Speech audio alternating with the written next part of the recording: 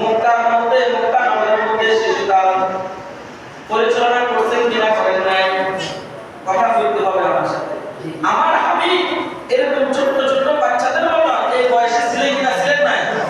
ছিলেন। কোন আদর্শে আমার নবী আমার পয়গম্বর ছোটবেলায় তার শিশুকালটা পরিচালনা করেছেন?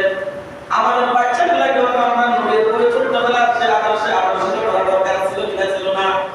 ছিল।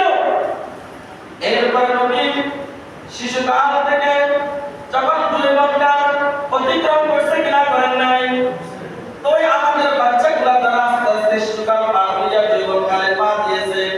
আমাদের বাচ্চাগুলাকে আমরা নবীর আদর্শে নবীর যৌবনকাল যেভাবে কাটাইছে সেভাবে কাটানো দরকার ছিল কিনা, ছিল না? ছিল।